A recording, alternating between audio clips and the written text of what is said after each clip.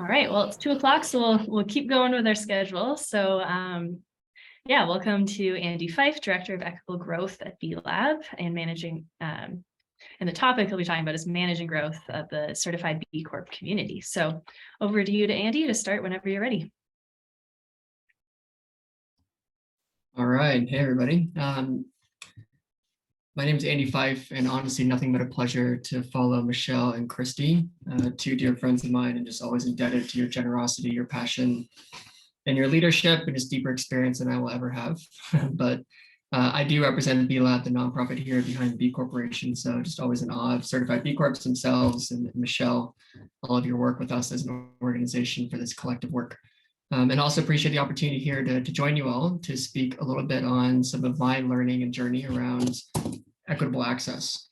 So just know that I am not coming in here as an expert, not coming in here with learning modules to tell you what works and what doesn't work, but I can at least show you some of the scratch pad of ways that we've been thinking about it and a lot of the unlearning we've been doing along the way, which obviously comes a lot of reckoning with things we were not thinking about and some indebtedness to what we owe to a lot of entrepreneurs that we're missing out on.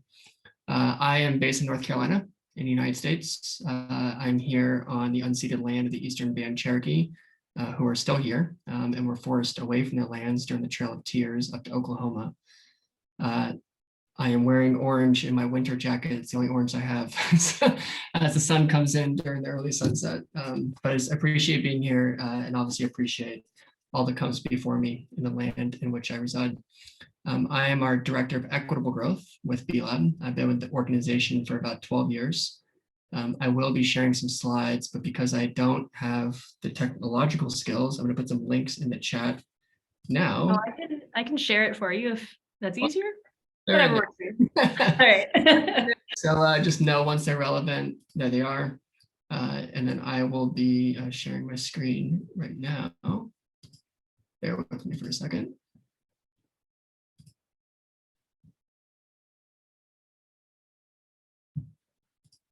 Actually, would you mind if I gave you this slide deck? Yeah, for sure. I can do that. On your end. I'm also coming off of a 2-month sabbatical, and this is pretty much my first meeting, so I'm a little dusty. No worries, all good. So there you go. Should be there. Perfect. Wonderful. Thank you. And I hope everybody's having a good time. I know it's a long day, a lot of great topics. I really enjoyed the conversations I've been able to follow and appreciate the patience that if you're still here, that means you're still enjoying it. So appreciate you sticking with it. You can move the next slide. So I know these are two of the prompts, and honestly, these are directly related to 2 prompts that I was given from a coach, a mentor of mine, was, Andy, here's 2 ways to look at it. Can you find a way to ensure more equitable access, racial, social justice in this work, either within your current business model, or is it time to think about something different and maybe take it elsewhere? So I took pretty much reflected upon this exact approach and thought about my role and some of the programs we could be doing at B-Lab within the structure of which we have been creating that Christy and Michelle just shared. You can go to the next slide. And so what I'm going to talk about today, I think in the next 12 or so minutes, and then I would love to open up for some more dialogue, is 1, just talking about equitable access, knowing that that means very different things for many folks here. You know, maybe for Christy in her consulting firm, whether it's with Michelle in Business Development Big at Canada, maybe you're just an art gallery or booking concerts, looking at education, healthcare, voting rights. Equitable access can be learned about in very different realms, avenues, industries, and I've actually really benefited from that, of looking outside of our 4 walls and what can it be inspired by. And then we'll be looking at just a quick story of ways that we've experimented it, and one that I've been able to do here with Christy, and then share some resources in addition to the ones that Christy and Michelle just shared, and then again open up for some conversation, which I really look forward to. So I hope that we can really get into more of a dialogue towards the end. Maybe click one more time. Yeah, I guess there's some transitions here. So first question is equitable access to what? And so on the first column on the left side, this is what we look at within our work. And totally get. A lot of you are probably not going to know what some of these acronyms are. Is everything starts with a B? But we have a lot of tools and programs, events, offerings that we feel as though is out there. It's distributed. Everybody should have access to it. And so looking at that, what I want to invite you all to do is on the right side, and these are just some prompts or some ideas, is to be thinking about your hobby, your career, your business, your venture, how you spend your time. And when you think about equitable access, what are the things that can maybe use some tinkering, some restructuring, or some reevaluation of wondering if actually everybody has an equal chance of being able to access. And so whether that is maybe a tech company looking at their product demos, where do the demos go out to? What conferences, trade shows are you showing up at? Sure, you have discounts. How are you making sure those discounts are actually showing up in front of the folks who can maybe take advantage of them most? Looking at loan applications, whether that be from a bank or a CDFI. Maybe you're, an organization setting up events like these, whether it's around investor pitches or invitations or marketing or outreach. First, just identifying what are those products, those services, those offerings that we can then take a little bit of an exercise that's going to follow here on kind of rethinking of how to ensure that that access is equitable and fair and everyone has a fair shot of being able to access. Neela, next slide. And so as we know, definitional work is important. Equitable access, equity, justice, regenerative, these words are being used pretty frequently. And I think it's very important for us to be able to really take the time to drill down and make it personal, contextualize it, and also invite some other voices that maybe have more lived experience of where those implications might be happening. So here's a framework that I found to be very helpful for us, is looking at equity in the way that it informs both our process and our product. And so for an equitable process, it means that we're striving to include the people who will be affected by our work in the work of creating it. An equitable product is one that will not aggravate existing inequities, but will instead advance positive outcomes for people traditionally underrepresented or invisible. And so you can imagine some of this being in response to how often solutions or products or events, services are designed by folks who maybe don't have as much proximity or the lived experience of those who are the end users and the beneficiaries of that idea. And so what I invite you all is to take a moment and to think through, take out a pen and paper or use the chat if you want to share. And I'd really love that if you felt bold enough to share with the group here, is to fill in the blanks of what's highlighted in white. So we commit to building equitable practices into maybe it's our loan applications, our event strategy, our discounts that we offer, our trainings, through an equitable process of what? Is that a stakeholder informed, community involved? Are we offering honorariums for participation? Do we want to co-create with a partner who maybe has more deep expertise in community involvement in the folks we want to serve? Maybe we want to bring on an advisory board, multi-generational, of folks who actually live and serve in the community for longer than maybe you all have had a presence. So I'm going to pause for a minute if you want to take the time for this exercise and just think through, how do you want to commit to building equitable practices into what that is you all are offering? And what does that process look like? And then in a minute, we'll pass off to the next slide.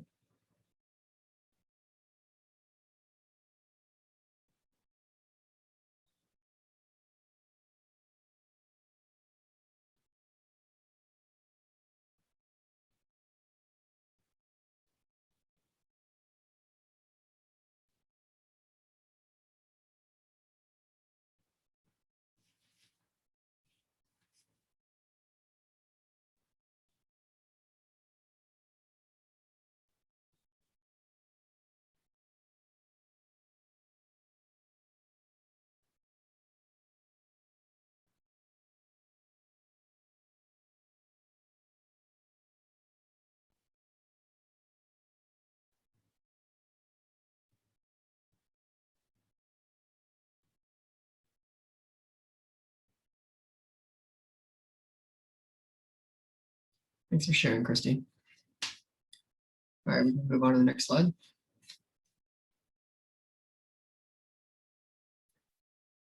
And so for us at B-Lab, what we came up as a team is by revealing and acknowledging, and then both dismantling and resolving the barriers to B Corp certification, of which Christy and Michelle just shared about, and other tools and resources for those who disproportionately face them. And I think this is important either systemically or through systems we at B-Lab, maybe unintentionally, we ourselves construct and impose and perpetuate.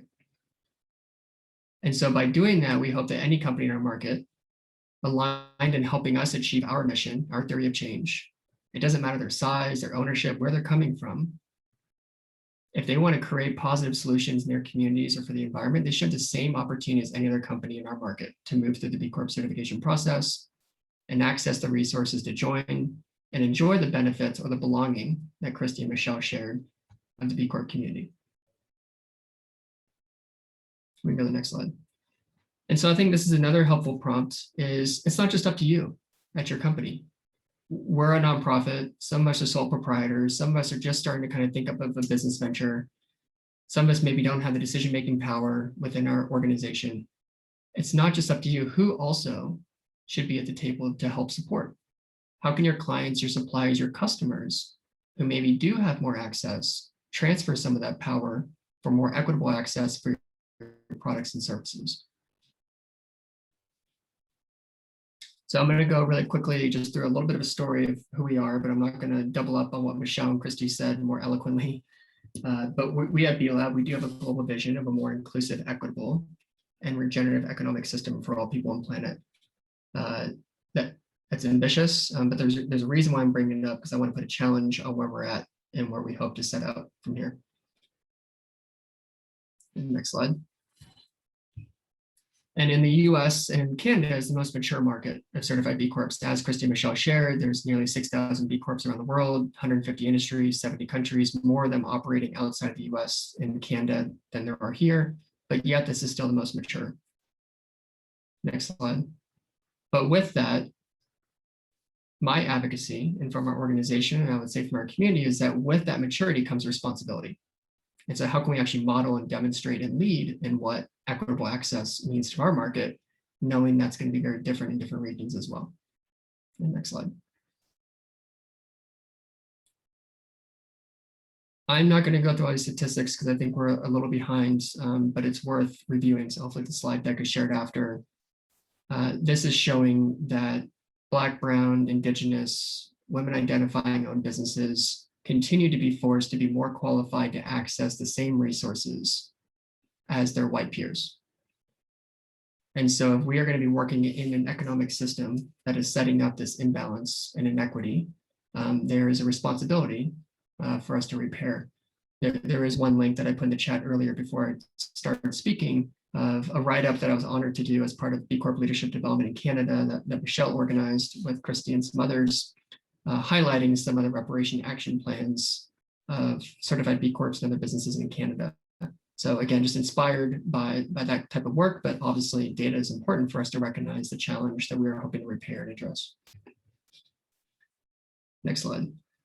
And so with that, here's an example that Christy and I and a few others, you can see Christy's company below, a decade, and a couple other consulting firms towards the bottom. This is a program called Level. We launched this last year. These are 16 entrepreneurs, all Black, Brown, Indigenous, women identifying owned businesses that express desire to become a certified B Corp and saying, I love what you all do. I want to be a part of this community. And my experience is a little different. And let me talk to somebody. These standards that you all are determining on what it means to be a good business, your events, folks who understand how to embed this new stakeholder governance to consider all stakeholders, their decision-making. I also need to attract investors. These things are imbalanced. And so what we did is that we realized that we need to put these folks in partnership.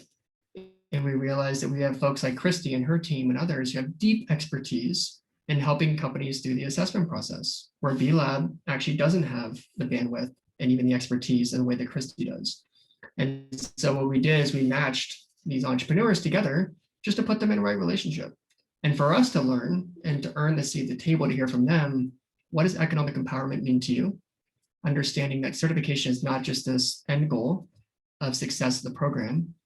What does it mean of getting your story told in a way that is determined by you and how you want that story to be told? What does it mean to have legal support, to get that embedded? So this is a program that we're really inspired by. You can take a look at the link in the chat. It's called Level. And we're continuing to do it, to offer it for entrepreneurs, both in the US and Canada, and soon more broadly. Lastly, I just want to wrap up with a few more resources. Michelle and Christy just shared about the B Impact Assessment. You can see the link there. That's about 200 questions. It's a completely free tool to use. It's confidential. It doesn't matter if you don't want to become a B Corp. Just use it as a set of guardrails of questions that maybe you're not asking yourself quite yet. And just use it as a way to get a snapshot. And we are always continuing to improve it. The second is Be the Change. This is where we collect all of our stories, both written by the community and by our team, to really highlight a lot of these practices, but really illustrate and contextualize what this means for employees. And then lastly, is that we just launched a new website. And the only reason I'm bringing it up is not to promote, but really because there's a lot of resources that our team has put together on how do you really center justice and equity in climate action. If you're really committed towards net zero in 2030, how do we make sure that as you're looking through carbon neutrality, you're really looking at third tier, you're really looking at your suppliers, and you're really asking, especially Indigenous perspectives, about what it means to protect our Mother Earth. That's just an example. But a lot of these companies, we try to uplift those practices and those voices there. And so I lift it up as those 3 pillars and sections of where you can learn on these different areas. And hopefully it's a resource to think about equitable access as we all hope to achieve our missions and just continue to be a sustainable company in a way of just sustaining and being around and trusting that you have a good heart in what you're doing. So just quick visuals. Here's the assessment.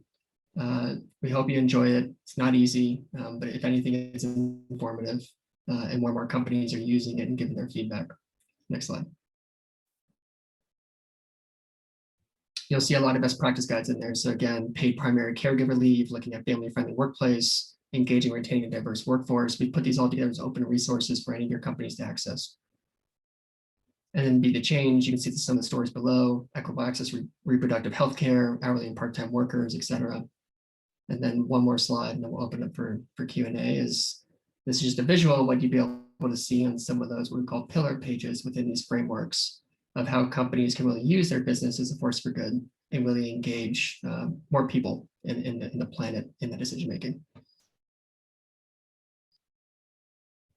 All right, I really appreciate the time. I hope I did well on timing, but at least want to open it up for dialogue and protect all of your time after probably a long day, but hopefully super inspiring.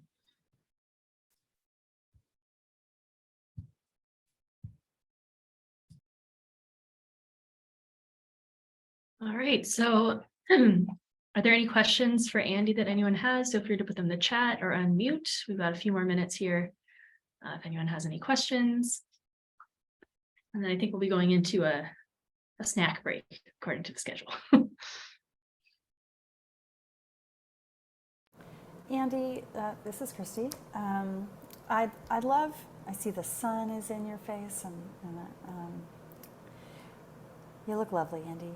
I'm wondering if you could share with us a little bit about the conception, like how the Level program came to be, and maybe a little bit more about your experience as being an ally, even within a progressive organization, but allyship has still been, I see you as a really strong ally. And so could you share with us a little bit about the creation of that program?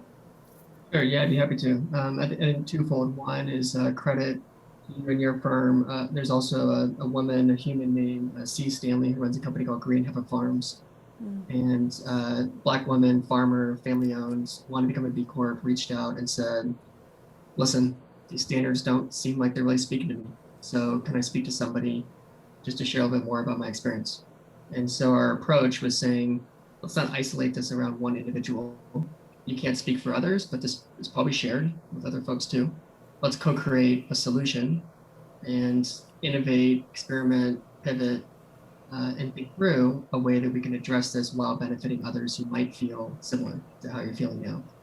And so we created this program. I think on the flip side, maybe worth mentioning, just given the earlier prompt, is just to be very honest and vulnerable. I was questioning about my own role in this organization.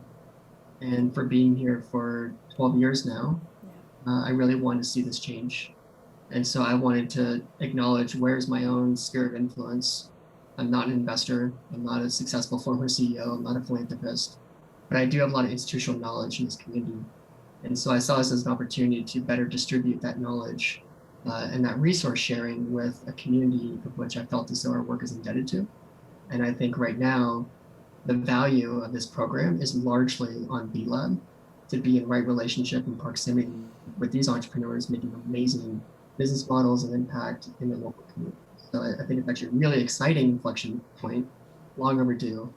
But I think that's one of the biggest benefits of this program is not to diversify the community, it's just to get the right relationship with amazing entrepreneurs. So I appreciate the question.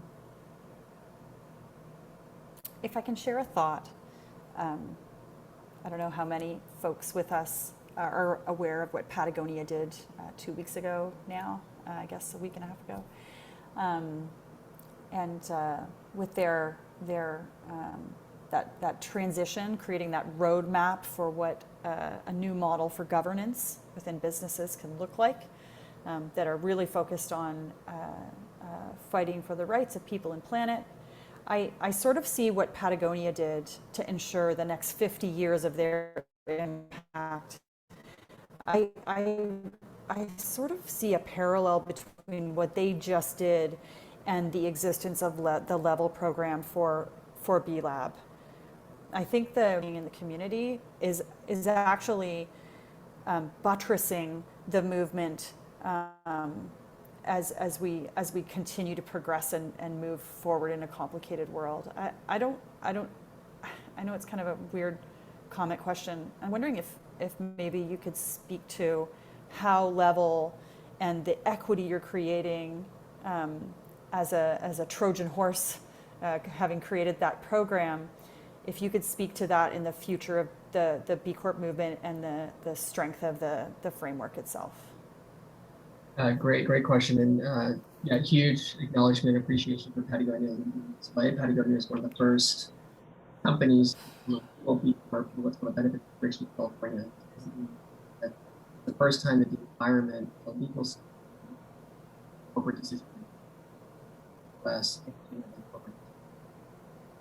step further to develop this perpetual trust, which is totally revolutionary. It's beyond, we don't have time to talk, but I encourage everyone to check it out. And so I think, Christy, to your point, is like, what are these ripples of inspiration that is going to then have on what can be done? And I hope Levels is in a similar way. One example is we have this convening of having all of our B Corps come together for an event that comes up in November. It's called the Champions Retreat. Everyone here is invited if you'd like to join us in Philadelphia.